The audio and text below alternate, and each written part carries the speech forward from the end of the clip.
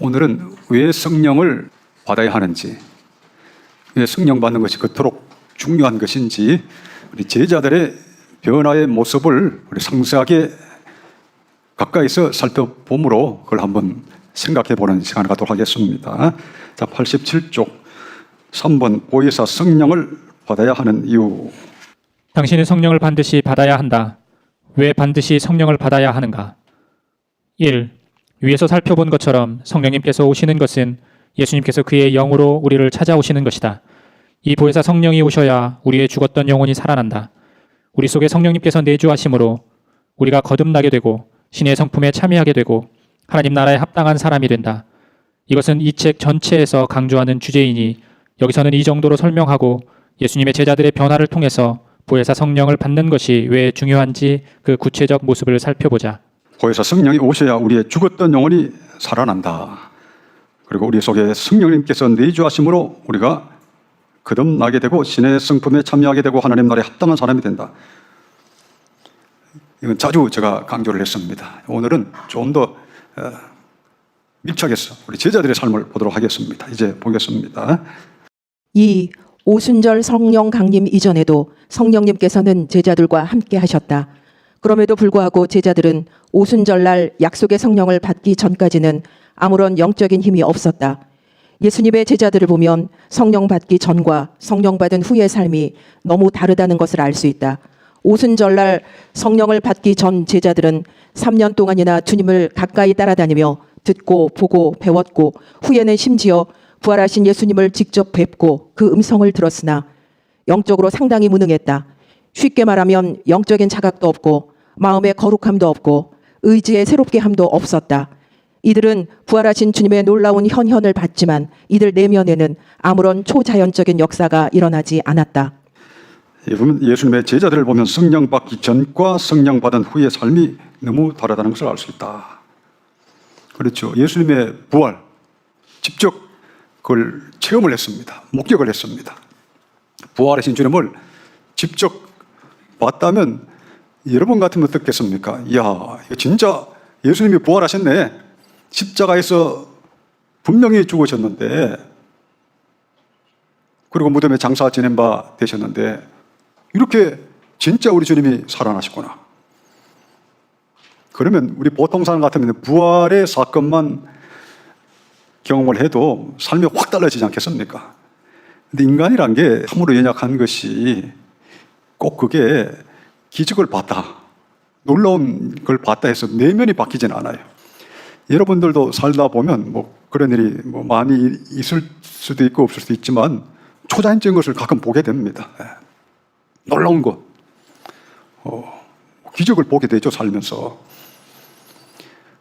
그 기적을 보고 놀라운 일, 정말 신기한 일, 인간의 차원에서는 도저히 일어날 수 없는 일을 실제로 겪었다고 봅시다. 그러면 사람이 달라질까요? 물론 조금은 달라지겠죠. 약간은 달라지겠습니다만 전혀 안 달라질 수도 있습니다. 이 기적을 본 거하고 자기 속 사람이 바뀌는 것하고는 완전히 다른 차원이에요. 지금 죽었던 사람이 다시 살아났다. 여러분 삶이 바뀔 것 같습니까? 부자와 나사로의 이야기를 하시면서 그랬잖아요. 부자가 지옥에 와서 이 엄청난 이 고통받는 지옥을 제가 체험하고 있는데 나사로를 보내서 제가 아는 사람들에게 보내서 이걸 좀 알리게 해달라고. 그러니까 뭐라 그랬습니까? 죽었던 사람이 다시 살아난다 하더라도 모세와 선지자를 듣지 않는 사람은 아무 소용이 없다. 한번 찾아볼까요? 누가복음 16장 27절 31절까지 교독해 보시기 바랍니다. 시작. 가로되 그러면 구하노니 아버지여 나사로를 내 아버지의 집에 보내소서. 내 형제 5이 있으니 저희에게 증거하게 하여 저희로 이 고통받는 곳에 오지 않게 하옵소서. 아브라함이 가로되 저희에게 모세와 선지자들이 있으니 그들에게 들을지니라. 가로되 그렇지 아니하니이다. 아버지 아브라함이여 만일 죽은 자에게서 저희에게 가는 자가 있으면 회개하리이다. 가로되 모세와 선지자들에게 듣지 아니하면 비록 죽은 자 가운데서 살아나는 자가 있을지라도 권함을 받지 아니하리라 하였다 하시니라. 그렇죠. 예, 나사로는 천국에 있고 자기는 지옥에 있는 이 현실을 체험하고는 나사로를 다시 땅에 보내주셔요. 그래서 내 형제 다섯에게 이걸 이야기해 주셔요. 이 얼마나 이 성경이 얼마나 이 리얼합니까? 아주 생생하게 지금 이걸 묘사하고 있습니다. 그때 아브라함이 이야기했습니다. 저에게 모세와 선자들이 있으니 그들에게 들을지어다. 그러니까 아닙니다. 아버지 아브라함이여, 만일 죽은 자에게서 저에게 가는 자가 있으면 회개하리다.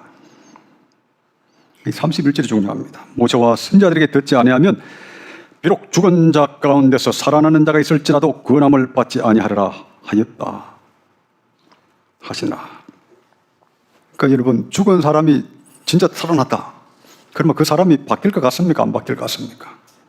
안 바뀝니다, 사람이.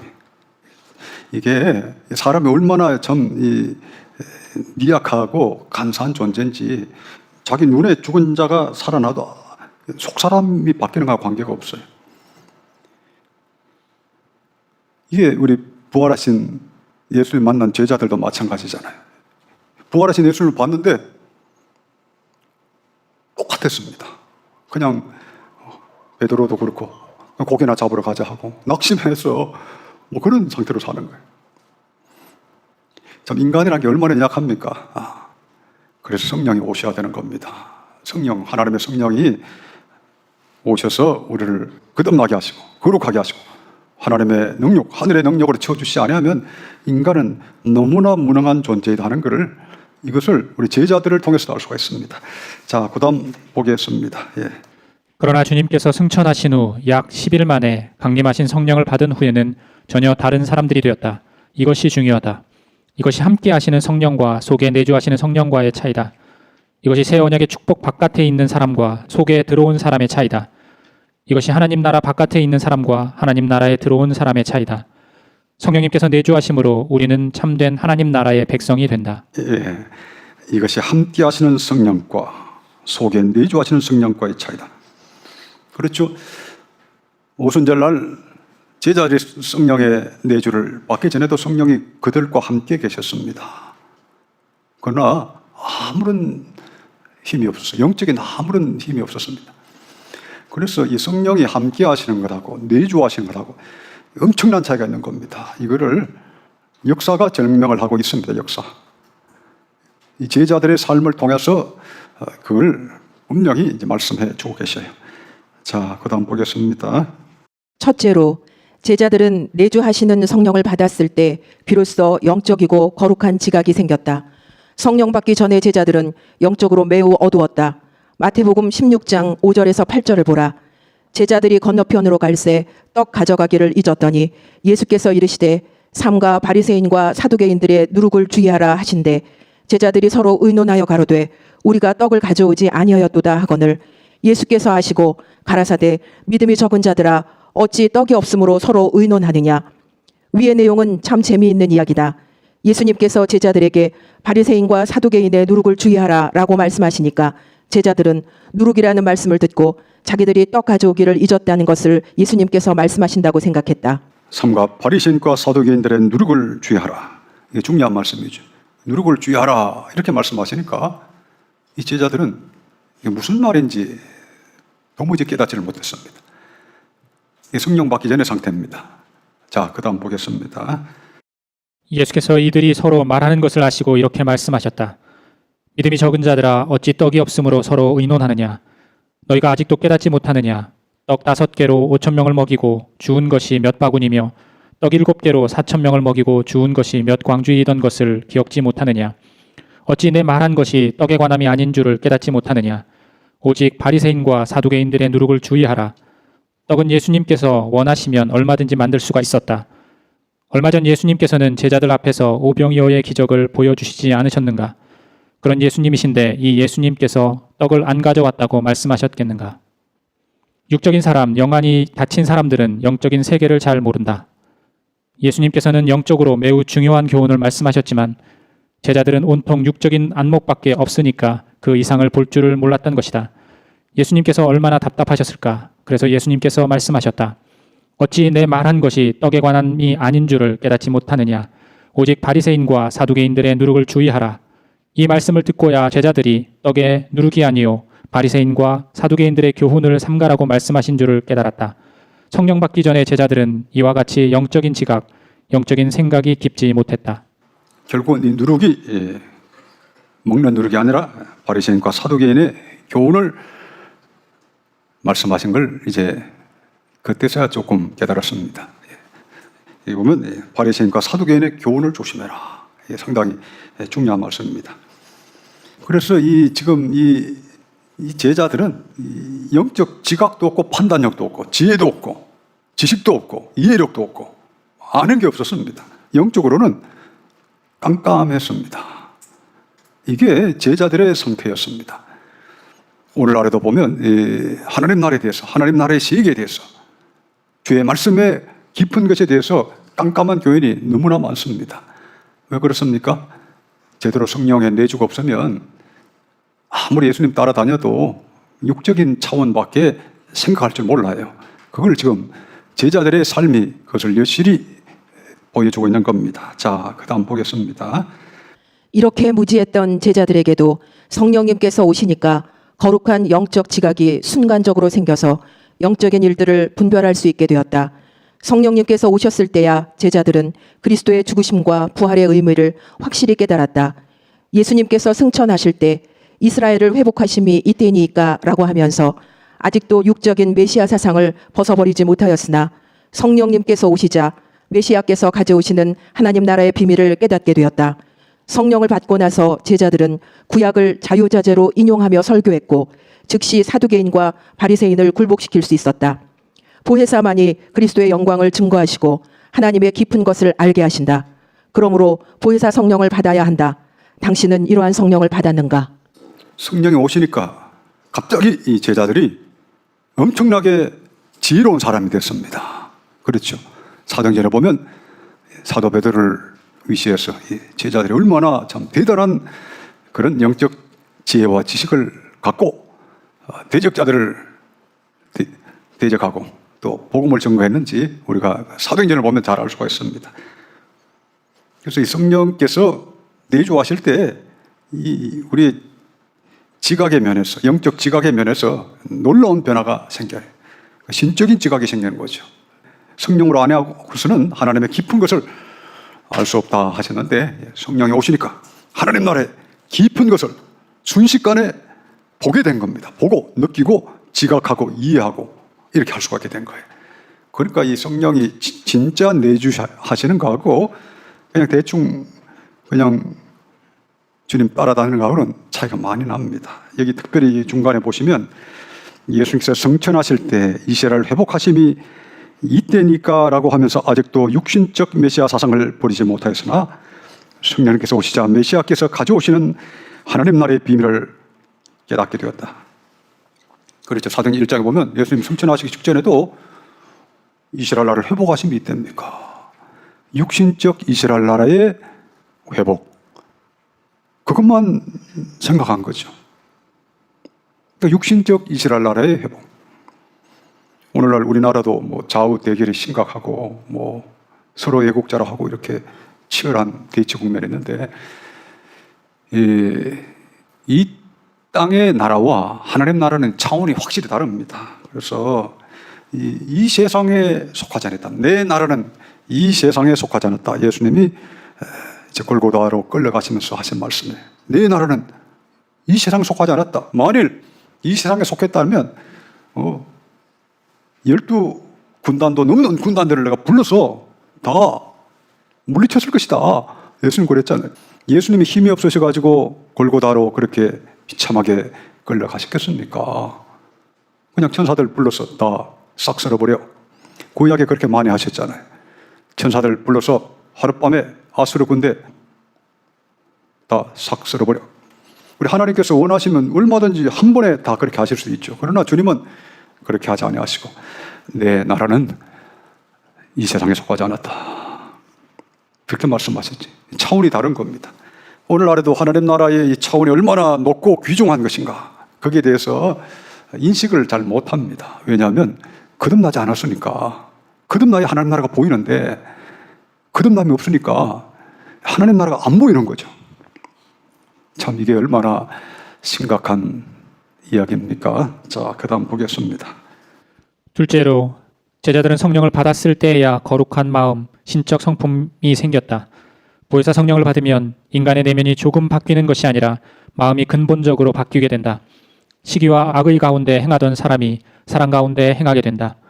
교만 가운데 행하던 사람이 겸손 가운데 행하게 된다. 성령 받기 전에 제자들은 교만과 허영심을 이길 수가 없었다. 누가복음 9장 46절에서 47절을 보라. 제자 중에서 누가 크냐 하는 변론이 일어나니 예수께서 그 마음에 변론하는 것을 아시고 어린아이 하나를 데려다가 자기 곁에 세우시고, 이 말씀은 성령 받기 전에 제자들 모습을 간단하지만 매우 잘 나타내고 있다. 제자들의 관심은 온통 누가 잘났는지, 누가 큰지, 누가 높은지에 대한 것으로만 가득 차 있었다. 제자들은 3년 동안 예수님을 따라다녔지만 이와 같이 속물적인 인간의 모습을 버리지 못했다. 예, 이 제자들 모습이 잘 나와 있죠. 누가 크냐 이러기도 하고, 또 주의 나라 임하실 때 한 명은 우편에 한 명은 좌편에 있게 해달라 뭐 그러기도 하고. 그러니까 지금 이 제자들은 이 예수님을 따라다니지만 그 걸어가신 예수님 바로 붙어서 다니지만 누가 크냐, 세상에서 누가 좀 높은 사람이 되느냐, 주님 앞에서 내가 오른편이냐 너가 오른편이냐 뭐 그런 생각에 지배를 받은 거지. 오늘도 사람들의 생각이 그렇잖아요. 누가 더 높으냐. 그런데 예수님 말씀 뭐라고 그랬습니까? 하나님 앞에서는 섬김을 받는 사람이 높은 것이 아니고 섬기는 사람이 높다. 이렇게 말씀하셨으니까 깜짝 놀랄 지경이죠. 그러니까 인간의 차원과 하나님의 나라의 윤리는 다릅니다. 결국 이 제자들도 이렇게 누가 높으냐 이렇게 하던 제자들도 성령이 오시니까 이런 게 싹 사라졌습니다. 겸손한 사람이 됐습니다. 자기를 희생하는 섬기는 사람들이 다 됐죠. 신의 성품, 하나님의 성품이 순식간에 온 겁니다. 오늘 지금 이 내용의 중요한 것은 이 하나님의 성령이 내주하시면 이 신적 지각도 순식간에 생겨서 완전히 열리는 것이고, 또 온유와 겸손의 영도 순식간에 오는 거예요. 사람들마다 어떤 사람은 그게 과연 가능한가 이렇게 생각하지만 성경은 그게 정상이다. 초대교회 사도들은 다 이렇게 됐습니다. 우리가 비정상이지, 그렇게 못하는 사람이 비정상이지, 그렇게 되는 사람이 비정상이 아니잖아요. 성령이신데, 진짜 성령 오시면 그렇게 된다는 것을 그렇게 알고 있어야 됩니다. 자, 그 다음 보겠습니다. 누가복음 9장 51절에서 56절을 보면 사마리아 사람들이 예루살렘으로 가고자 하는 예수님과 제자들 일행을 받아들이지 않았다. 그러자 야고보와 요한이 예수님 앞에 나서서 한마디 했다. 주여, 우리가 불을 명하여 하늘로 쫓아내려 저희를 멸하라 하기를 원하시나이까? 야고보와 요한은 별명이 우르의 아들이었다. 그렇게 다혈질적인 야고보와 요한이 나서서 한마디 한 것이다. 누가복음 9장 55절에 난회주에 보면 예수님께서 이 말을 듣고 다음과 같이 말씀하셨다고 나와 있다. 너희는 무슨 정신으로 말하는지 모르는구나. 인자는 사람의 생명을 멸하러 온 것이 아니오 구하러 왔노라 하시고, 제자들은 겸손하고 온유하신 예수님의 정신과는 정반대의 정신만 계속 갖고 있었다. 이런 모습이 성령을 받기 전에 12 제자들의 모습이었다. 이 12 제자들은 예수님을 3년이나 따라다니고 있었지만 마음이 그 정도밖에 되지 않았다. 예수님을 사마리아에 있는 사람들이 받아들이지 않으니까 지금 뭐라고 그랬습니까? 야고보와 요한이 주여, 우리가 불을 명하여 하늘로 쫓아내려 죄를 멸하라 하시기를 원하시나이까? 그러니까 이 혈기가 가득한 거죠. 그리고 복수심. 감히 너희가 우리를 어떻게 보고 우리 예수님 어떠신 분인데 하고 불을 명하여 하늘로 쫓아내려 죄를 멸하라 하시기를 원하시나이까? 이때만 해도 사마리아 사람들하고 유대인들하고는 사이가 안 좋았습니다. 그러니까 좀 이렇게 한 거죠. 이 제자들 보기는 괘씸한 거죠. 예수님 어떠신 분인데 불을 명하여 당장 멸할 수 있는 그런 우리 주님이신데 까불고 있느냐 이렇게 하면서 이렇게 한 겁니다. 인간적으로 보면 통쾌하죠. 뭐 까불면 너 죽어 이거 아닙니까 지금? 이 세상의 임금들, 세상의 통치자들은 이런 걸 자랑하죠. 너 까불면 죽어. 까불면 죽어. 이게 세상 사람들의 논리 아닙니까? 그때 예수님이 뭐라고 했습니까? 너희는 무슨 정신으로 말하는지 모르는구나. 인자는 사람의 생명을 멸하러 온 것이 아니요 구하러 왔노라 하시고. 참 예수님다운 말씀이십니다. 자, 그다음 보겠습니다. 그런데 이 제자들이 오순절에 성령을 받자 180도 바뀌게 되었다. 자기 자신보다 남을 사랑하는 거룩한 사람들이 되었다. 자기 자신만 알고 교만하고 혈기를 부리던 제자들이 성령님께서 오시니까 온유하고 겸손한 어린 양 예수님처럼 변했다. 한순간에 겸손하고 이타적인 사람이 되었다. 거룩하신 주님의 영이신 성령님께서 내주하시니 그렇게 될 수밖에 없는 것이다. 주님의 영이 내주하시는 사람은 주님과 같이 온유하고 겸손할 것이요 마귀가 지배하는 사람은 이기적이고 교만할 것이다. 예, 주님의 영이 내주하시는 사람은 주님과 같이 온유하고 겸손할 것이요 마귀가 지배하는 사람은 이기적이고 교만할 것이다. 중요한 건 주님의 영이 진짜 내주하시느냐, 이게 중요합니다. 진짜 주님의 영이 내주하시면, 성령이 내주하시면, 성령이 뭡니까? 예수님의 영이죠. 전능하신 주님이 영으로 오신 분이 성령님이시죠. 그 주님의 영이 우리 속에 계시면 주님과 같이 생각하고 또 주님과 같은 마음을 갖게 되지 않겠습니까? 노력해서 나 주님 좀 닮아야지, 왜 이렇게 안 돼? 이거 주님의 영이 오신 겁니까? 주님의 영이 오셨으면 주님의 성령의 마음과 성령의 생각을 갖게 되죠. 왜 안 되지? 오늘날 보면 잘 안 되면 뭐 걱정 마세요. 뭐 다 그렇습니다. 뭐 이런 식으로 가르치는 사람이 있는데 성령이 오도록 기도해야죠. 진짜 주의 영이 오시면 어떻게 되나요? 우리 마음속에 뭐 돼지나 뭐 이상한 짐승들 마음이 들어오면 어떻게 되겠습니까? 뭐 돼지처럼 생각하고 돼지 같은 마음을 갖겠죠. 그 열매를 보고 그 나무를 보라 그랬습니다. 판단하라, 분별하라 그랬죠. 그래서 진짜 성령이 오시면, 예수님의 영이 오시면 예수님이 되죠. 근데 중요한 것은 이렇게 진짜 예수님께서 심령에 내주하시는가를 이렇게 가르쳐야 되는데 그건 가르치지 않고 괜히 다른 것만 하니까 힘든 거예요. 오히려 예수님 닮아라 하니까 뭐 닮기가 쉽습니까? 돼지 보고 너 인간 닮아 그러면 그거 쉽습니까? 쉽지가 않잖아요. 그리하여 내 신을 너희 마음에 두고 새 영과 새 마음을 주어 내 율례를 행하게 하리라. 에스겔 36장에 그것이 새 언약입니다. 구약 이스라엘 백성들은 옛 언약 속에 있어서 율법 아래 있어서 그렇게 살 수가 없었습니다. 그래서 우리에게 새 언약을 주신 거예요. 새 언약이 뭡니까? 히브리서 8장에 보면 성령을 주셔서 내 법을 너희 생각과 너희 마음에 기록하리라. 내 율례를 행하게 하리라. 히브리서 8장 전체에 걸쳐서 새 언약에 대해 말씀하시는데 내 법을 너희 생각에 너희 마음에 기록하리라. 생명의 성령의 법이 죄와 사망의 법에서 너를 해방하였다. 로마서 8장 2절에 말씀하신 것처럼 성령이 오시면 이게 쉽게 해결이 되는데 이 쉽게 해결되는 이 방편을 놔두고 괜히 그냥 고생하는데 그게 결국은 불신앙이죠. 불신앙. 교만입니다. 자기 의. 칭의에 있어서도 자기 의. 교만하기 때문에 칭의의 은혜를 못 받습니다. 인간이. 또 성령의 내주도 교만해서 안 받는 거죠. 하나님의 은혜는 교만해서 못 받는 겁니다. 하나님이 교만한 자를 물리치시고 겸손한 자에게 은혜를 주신다 하셨는데 칭의도 교만해서 안 받아요. 의의 hin업도 안 받고 또 성령의 내주도 구하는 자에게 성령 주신다고 그랬는데 교만해서 안 받았어. 난 나대로 살래. 이거 아닙니까? 난 나대로 살래. 나대로 살래가 다른 말로 바꾸면 난 마귀가 시키는 대로 살래. 이게 편해. 내 욕심대로 살래. 나 하나님처럼 거룩하게 변화되어 살고 싶지 않아. 이거죠. 교회 바깥 인간들은 거의 전부가 노골적 교만자죠. 그런데 교회 안에도 그런 거짓 신자들, 가라지들이 많습니다. 교만한 자들. 교회 안에 있는 교만한 자 어떡할까요? 하나님은 누구에게 더 스트레스를 받으실까요? 하나님 누구 때문에 더 스트레스를 받으실까? 성경에 보면 교회부터 심판하신다. 장차 예수님이 재림하신. 그리고 지도자부터 심판하신다. 그러니까 예수님이 재림하시면 그 세상을 심판하실 때 교회부터 심판하시는데 교회 지도자들부터, 장로부터, 목사부터, 교사들부터 심판하시는 거예요.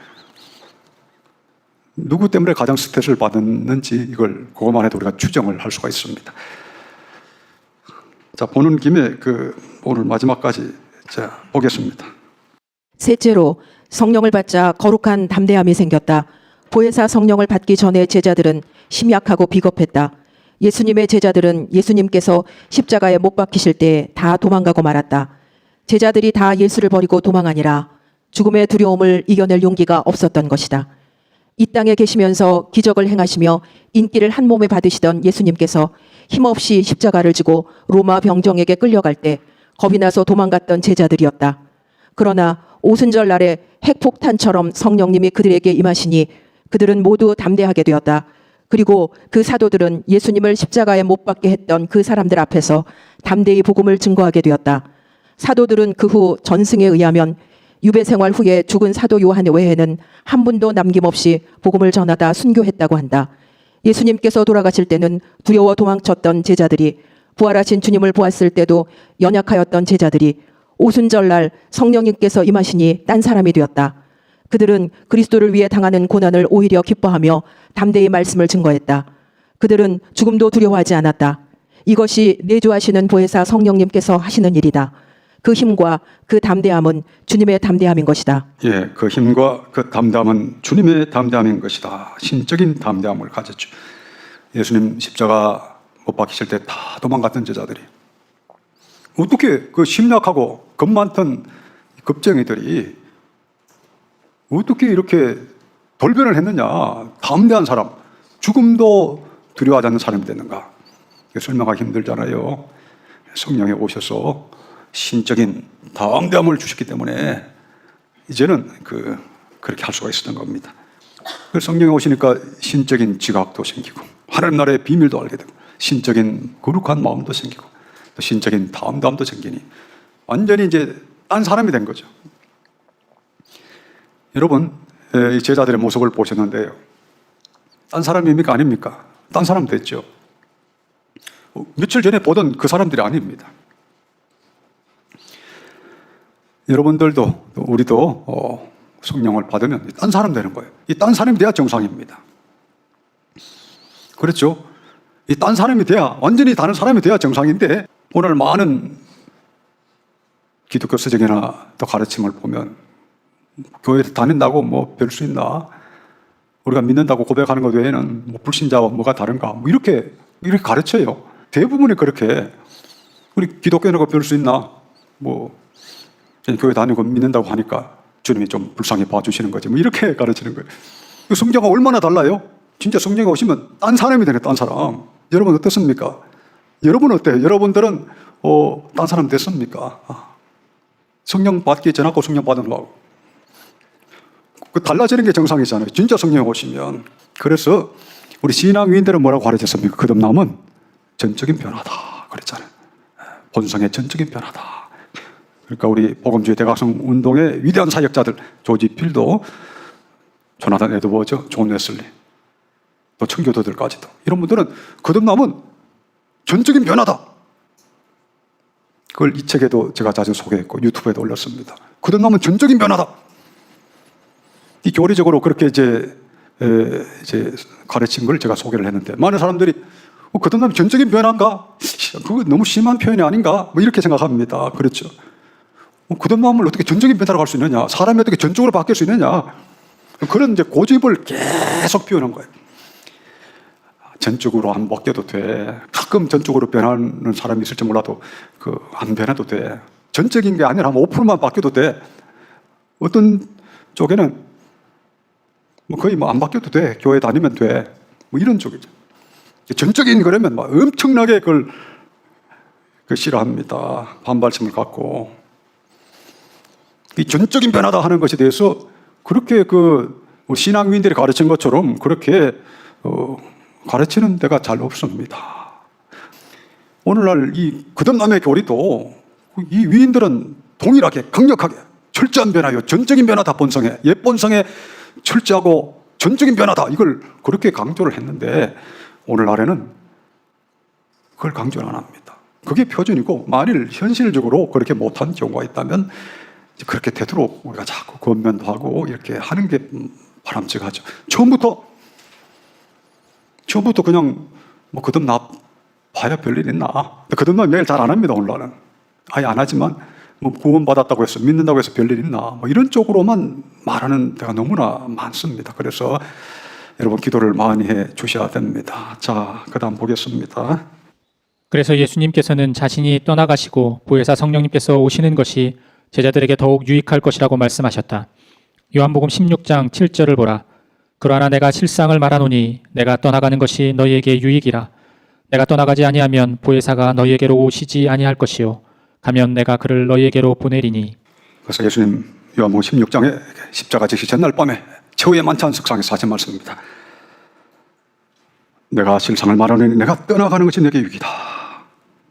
내가 떠나가지 아니하면 보혜사가 너에게로 오시지 아니할 것이요 가면 내가 그를 너희에게로 보내리니.